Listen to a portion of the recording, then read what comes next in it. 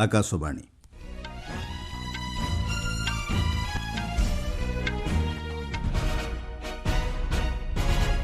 संवाद पढ़ुचंती सत्यव्रत बेहुरा। 2028 मसीहा सुद्धा जर्मान को पछरे पकाई भारत हेब विश्वर तृतीय बृहत अर्थनीति। आसाम राइफल्स स्थानांतरण मिजोराम विकास पई हेब एक गुरुत्वपूर्ण माइल खुंट कहिले स्वराष्ट्र मंत्री। भोटर परिचय पत्र और आधार संयोगीकरण नहीं बैठक करेंगे मुख्य निर्वाचन कमिशनर। नुआ दिल्ली में आज फिट इंडिया सम्मेलन को उद्घाटन करेंगे केंद्र क्रीड़ा मंत्री। एवं महिला प्रीमियर लीग क्रिकेट फाइनाल में दिल्ली कैपिटल्स को परास्त करी द्वितीय थर लगी टाइटल हासिल कला मुंबई इंडियंस। 2028 मसीहा सुद्धा जर्मान को पछरे पकाई भारत विश्वर तृतीय बृहत अर्थनीति परिणत होब। विश्वस्तरीय आर्थिक सेवा संस्था मोर्गान स्टानलीर एक रिपोर्ट रे एही विषय कहुଯାଇଛି। रिपोर्ट अनुଯାୟୀ 2023 रे 3.5 ट्रिलियन डॉलर संबलित भारतीय अर्थनीति 2026 सुद्धा 4.7 ट्रिलियन डॉलर अर्थनीति परिणत होब बोली आकलन करा जायछि। 2028 रे भारत जर्मान अर्थनीति को अतिक्रम करी 5.7 ट्रिलियन डॉलर अर्थनीति परिणत होब बोली मोर्गान स्टानली रिपोर्ट प्रकाश करिछि।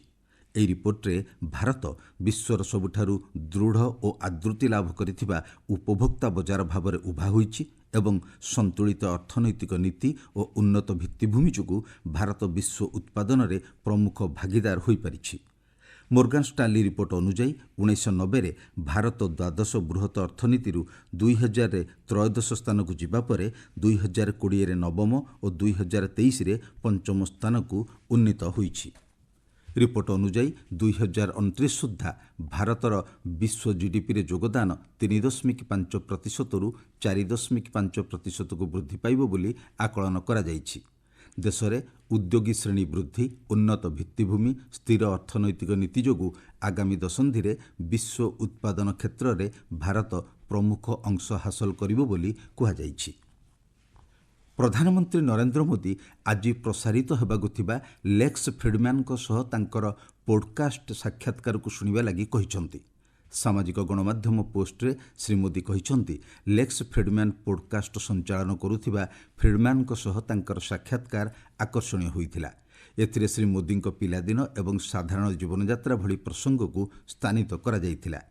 फ्रिडमैन कहिसंती एही 3 घंटिया पॉडकास्ट कथावार्ता तांको जीवनर सबुठारु हृदयस्पर्शी कथावार्ता थिला।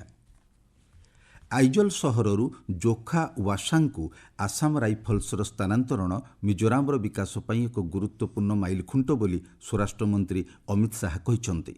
गतकाली आसाम राइफल्स बाटालियन मुख्यालय को केंद्रीय आइजलू जोखावासां को स्थानांतरण करने अवसर में श्री शाह कहिसंती राज्यर अभिवृद्धि दिगरे यह सुफल प्रदान करिब। सहरर केन्द्रस्थल प्राय 15 किलोमीटर दूर को यह स्थानांतर करने मिजोरामर विकास क्षेत्र में नूतन अध्याय सृष्टि करिब बोली श्री शाह कहिसंती। मिजोरामवासी इच्छा को दृष्टि रखी यह पदक्षेप निया जाइछि एवं राज्यर विकास प्रति केंद्र सरकार प्रतिबद्धता को यह प्रतिफलित करुछि बोली श्री शाह कहिसंती। एक विकसित मिजोरम, शांत और सुरक्षित मिजोरम और ब्यूटीफुल मिजोरम के लिए भारतीय जनता पार्टी की भारत सरकार कटिबद्ध है और मोदी जी स्वयं इसको अपनी सीधी नजर से देख रहे हैं। से कहिसंती उत्तर पूर्वांचल राज्यगुड़िकरे ज्ञानकौशल, प्रजुक्ति विद्या, क्रीड़ा, कृषि एवं वाणिज्य विकास दिगरे स्वतंत्र ध्यान दिया जाउछि। नॉर्थ ईस्ट में टूरिज्म से लेकर टेक्नोलॉजी तक, स्पोर्ट्स से लेकर स्पेस तक और एग्रीकल्चर से लेकर एंटरप्रेन्योरशिप तक हर क्षेत्र में विकास के नए आयाम ये 10 साल में नरेंद्र मोदी सरकार गढ़ रही है। मुख्य निर्वाचन कमिशनर ज्ञानेश कुमार भोटर परिचय पत्र एवं आधार संयोगीकरण नहीं आलोचना पई बैठक डकाइछंती। आसंता मंगलवार दिन मुख्य निर्वाचन कमिशनर केंद्र गृह सचिव एवं भारतीय स्वतंत्र परिचय प्राधिकरणर सीईओ सह ए संपर्क में आलोचना करिवे बोली जଣାपड़िछि। चलित वर्ष मे पहिलारू मुंबई रे विश्व दृश्य श्राव्य एवं मनोरंजन सम्मेलन वेब्स आरंभ हेब। ଏହି କାର୍ଯ୍ୟକ୍ରମରେ ବିଭିନ୍ନ କ୍ଷେତ୍ରର ବିଶେଷଜ୍ଞମାନଙ୍କୁ ନେଇ ଗୋଟିଏ ମଞ୍ଚରେ ଏକାଠି କରାଯାଇ ଦୃଶ୍ୟ ଶ୍ରାବ୍ୟ ଏବଂ ମନୋରଞ୍ଜନ କ୍ଷେତ୍ରର ଭବିଷ୍ୟତ ସମ୍ପର୍କରେ ଆଲୋଚନା କରାଯିବ। ପ୍ରଧାନମନ୍ତ୍ରୀ ନରେନ୍ଦ୍ର ମୋଦିଙ୍କ ନେତୃତ୍ୱରେ ଭାରତ ଗଣମାଧ୍ୟମ ଏବଂ ମନୋରଞ୍ଜନ କ୍ଷେତ୍ରରେ ଉଲ୍ଲେଖନୀୟ ଅଗ୍ରଗତି କରୁଛି ଏବଂ ଏହି କ୍ଷେତ୍ରରେ ଭାରତର ଅବଦାନକୁ ବୃଦ୍ଧି କରିବା ଲାଗି ୱେବ୍ସର ଆୟୋଜନ କରାଯାଇଛି। ଆପଣମାନେ ସମ୍ବାଦ ଶୁଣୁଛନ୍ତି ଆକାଶବାଣୀରୁ। ନୂଆଦିଲ୍ଲୀର ଜବାହରଲାଲ ନେହେରୁ ଷ୍ଟାଡିୟମରେ କେନ୍ଦ୍ର ଯୁବ ବ୍ୟାପାର ଓ କ୍ରୀଡ଼ା ମନ୍ତ୍ରୀ ଡକ୍ଟର ମନସୁଖ ମାଣ୍ଡବ୍ୟ ଆଜି ଫିଟ୍ ଇଣ୍ଡିଆ ସମ୍ମିଳନୀକୁ ଉଦ୍ଘାଟନ କରିବେ। ଏହି 3 ଦିନିଆ କାର୍ଯ୍ୟକ୍ରମରେ ଏକ ସୁସ୍ଥ ଏବଂ ସକ୍ରିୟ ଜୀବନଶୈଳୀକୁ ପ୍ରୋତ୍ସାହିତ କରିବା ସହ ମୋଟାପଣ ହ୍ରାସ ପ୍ରସଙ୍ଗରେ ଆଲୋଚନା କରାଯିବ। ଏଥିରେ ବିଭିନ୍ନ କ୍ରୀଡ଼ା କୌଶଳ ପ୍ରଦର୍ଶନ କରାଯିବାର ସୂଚୀ ରହିଛି। ଉଦ୍ଘାଟନୀ ଉତ୍ସବରେ ଯୁବ ବ୍ୟାପାର ଓ କ୍ରୀଡ଼ା ରାଷ୍ଟ୍ରମନ୍ତ୍ରୀ ରକ୍ଷା ଖଡ୍ସେ ଏବଂ ବଲିଉଡ୍ ଅଭିନେତା ଆୟୁଷ୍ମାନ ଖୁରାନା ଯୋଗଦେବେ। ଏହି ଅବସରରେ କ୍ରୀଡ଼ାମନ୍ତ୍ରୀ ଆଗାମୀ ଖେଲୋ ଇଣ୍ଡିଆ ପାରା ଗେମ୍ସର ଲୋଗୋ ଓ ସଙ୍ଗୀତ ଉନ୍ମୋଚନ କରିବେ।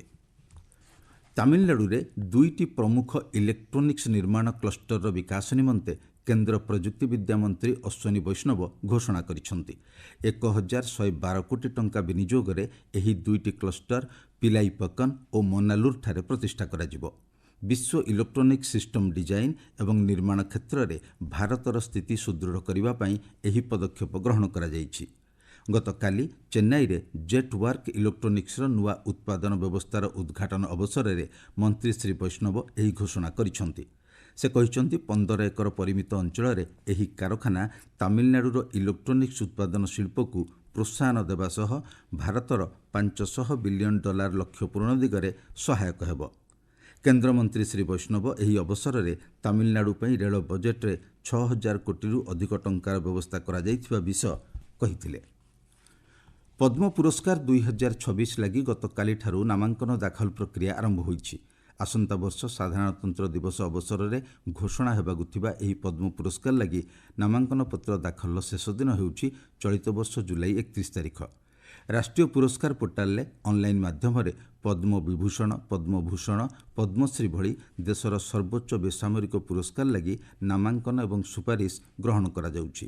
କଳା, ସାହିତ୍ୟ, ଶିକ୍ଷା, କ୍ରୀଡ଼ା, ସମାଜସେବା, ବିଜ୍ଞାନ, ଲୋକସେବା, ବାଣିଜ୍ୟ, ଶିଳ୍ପ, ଜନବ୍ୟାପାର ତଥା ମେଡିସିନ ଓ ଇଞ୍ଜିନିୟରିଂ କ୍ଷେତ୍ରରେ ଜାତି, ଧର୍ମ, ବର୍ଣ୍ଣ, ଲିଙ୍ଗ ନିର୍ବିଶେଷରେ ଉତ୍କୃଷ୍ଟ ବ୍ୟକ୍ତିବିଶେଷଙ୍କୁ ଏହି ପୁରସ୍କାରରେ ସମ୍ମାନିତ କରାଯାଇଥାଏ। ଆମେରିକାର କେନ୍ଦ୍ରୀୟ ଓ ଦକ୍ଷିଣ ଭାଗରେ ଭୟଙ୍କର ଝଡ଼ ଯୋଗୁଁ 19 ଜଣଙ୍କ ମୃତ୍ୟୁ ଘଟିଛି। ଏଥିରେ ଅନେକ ବାସଗୃହ ନଷ୍ଟ ହୋଇଥିବା ବେଳେ ଏକାଧିକ ଯାନବାହନ କ୍ଷତିଗ୍ରସ୍ତ ହୋଇଛି। ଗତ ରାତିରେ ଏହି ଝଡ଼ରେ ମସୌରୀରେ 11 ଜଣଙ୍କ ମୃତ୍ୟୁ ହୋଇଥିବା ବେଳେ ଇଣ୍ଡିପେଣ୍ଡେନ୍ସ କାଉଣ୍ଟିରେ 3 ଜଣଙ୍କ ମୃତ୍ୟୁ ଘଟିଛି। 29ରୁ ଅଧିକ ଲୋକ ଏହି ଝଡ଼ରେ ଆହତ ହୋଇଛନ୍ତି। ଭୟଙ୍କର ଧୂଳିଝଡ଼ ଯୋଗୁଁ 100ରୁ ଅଧିକ ଜଙ୍ଗଲରେ ନିଆଁ ଲାଗିଯିବାରୁ ଏହି ମୃତ୍ୟୁ ଘଟିଛି। ସେଠାକାର କେତେକ ଅଞ୍ଚଳରୁ ଲୋକମାନଙ୍କୁ ସୁରକ୍ଷିତ ସ୍ଥାନକୁ ସ୍ଥାନାନ୍ତରଣ ଲାଗି ପ୍ରଶାସନ ନିର୍ଦ୍ଦେଶ ଦେଇଛି। ମହିଳା ପ୍ରିମିୟର ଲିଗ୍ କ୍ରିକେଟ୍ ଫାଇନାଲରେ ଦିଲ୍ଲୀ କ୍ୟାପିଟାଲ୍ସକୁ ପରାସ୍ତ କରି ମୁମ୍ବାଇ ଇଣ୍ଡିଆନ୍ସ ଦ୍ୱିତୀୟ ଥର ଲାଗି ଟାଇଟଲ ହାସଲ କରିଛି।